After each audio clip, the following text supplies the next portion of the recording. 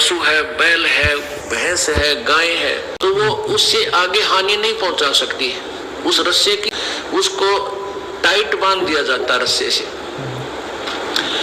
Range में ही वह ऐसे सिर सुर मार कर अपनी फूफा कर लेगी, लेकिन हानि नहीं पहुंचा सकता वो पशु। ठीक ज्ञान रूपी रस्से से परमात्मा बांध देता है इसकी इसी प्रकार इस मन पशु को इस तत्व की सोचने की, लेकिन ये ज्ञान रूपी रस्सा इसको सीमा पार तो है। ऐसी फूफा बकवाद करने की ओछी मंदिर नहीं आओगे या घर पे बैठ के सीडी वगैरह कैसेट नहीं करने देता, इसलिए हानि नहीं कर सकता आपकी। ये सब ये ज्ञान से ही रहेगा। अगर ज्ञान आप नहीं सुनोगे, सत्संग सुनोगे, मन जो है फिर नहीं सुनोगे दिन में या दूसरे तीसरे दिन, तो ये भारी हो जाएगा, हैवी हो जाएगा आत्मा के ऊपर। आत्मा की खुराक लीन रहना, बकवादे करना, राग नहीं सुनना, किसी के भगवान की चर्चा। मन की खुराक है संसारिक बातों में सुनता है, और भगवान की जो कथा है वो केवल निंदा सुनना, और पर कई प्रकार की किसी प्रकार की चटपटी बातें शुरू कर दे, बड़ा प्रसन्न हो। जब आत्मा तगड़ी रहेगी तो मन आत्मा के सात्मा को अच्छी लगती है।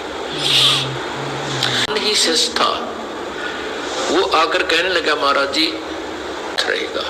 एक बार गरीबदास साहिब जी, ये किसान थे, अपने घर बैठे थे, तो उनका एक किसान आपके विचार सुनते हैं, तब तक तो ये मन कति दुबका बैठा में क्या बताना चाहते हैं, अवगत रहता है, सारी आंवर ले है। ठीक है महाराज जी, सही कह रहे हैं।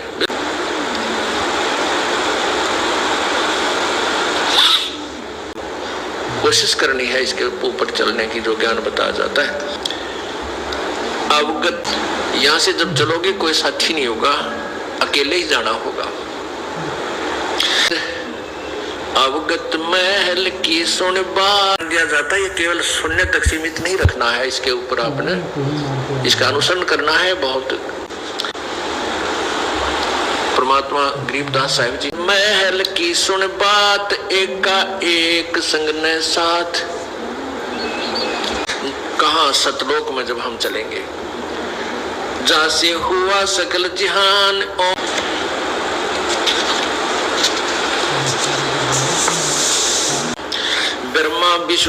ब्रह्मा विष्णु शंकर आदि अवगत ध्यान सुन समाधि चाहता है। काल के जाल तय तो हमारे विष्णु महेश माया और ये काल, इन पांचों की उत्पत्ति हुई है, वो पूर्ण परमात्मा है। एक का एक संग ना साथ। सतलोक में चलने की यदि यहाँ से छुटकारा पाना, ओंकार पंच विमान, ये जिस परमात्मा से ब्रह्मा ज्ञान के ऊपर गहनता से विचार करो। और इसके विषय में बताते हैं परमात्मा ये केवल सुनने तक सीमित नहीं रखना, इसके ऊपर बिल्कुल ऐसे करूंगा। और यहाँ से बाहर जाते इसके आपने अमल भी करना है, कि नो के नो कर्म उसी तरह खेचा तानी रखे, वही वाईफाई हो जाए तो जाते ही वही विचार है। इसका क्या समाधान हो प्रभु? हाँ जी, एक बैल दूसरे को, तब उन्होंने बताया कि आपके पास दो बैल है, मारता है, चारा भी नहीं चरने देता है, तो हो दूसरे बैल को चारा चराने के लिए। तो कहता जी, जैसे वो कहता किसान बिल्कुल सही कह रहे हो जी, तो आप क्या कर रहे हो? खाने नहीं देता तो उसको इतना टाइट बांध देता हूँ उसका मुंह उस टोकरे तक पहुंचता है। जैसे खेत में हम ले जाते हैं, एक टोकरे में इकट्ठा ही चारा चराना होता है, तो मैं डंडा लेकर बैठ जाता हूँ और या उसको करड़ा बांध देता हूँ टाइट, जो फूफा गड़ी करे। तो आत्मा कहते हैं कि मन और आत्मा तो इकट्ठे जोड़ रखे इस काल भगवान ने, ये दो बैल है। अब ये मन जो है खुला चरके और दूसरा आराम से खा लेता है, तो इसलिए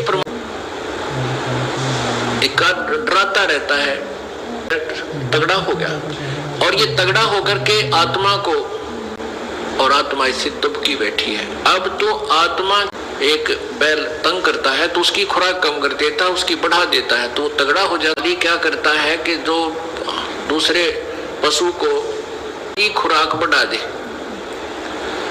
जैसे समझदार दूसरे को, तगड़ा जब हो जाता है तो वो दूसरा कमजोर हो जाता है, तो उसकी आप ही मतना पड़ती है, उस तगड़े की तरफ सींग सांग पिनान की। तो इसी प्रकार परमात्मा कहते हैं कि उस शरीफ ने तो मारना ही नहीं, उसको शरीफ बैल है वो नहीं मारता कभी, या मजबूत हो जाएगी, तगड़ी हो जाएगी। फिर ये मन इसकी, जब तुम आत्मा की खुराक बढ़ा दोगे,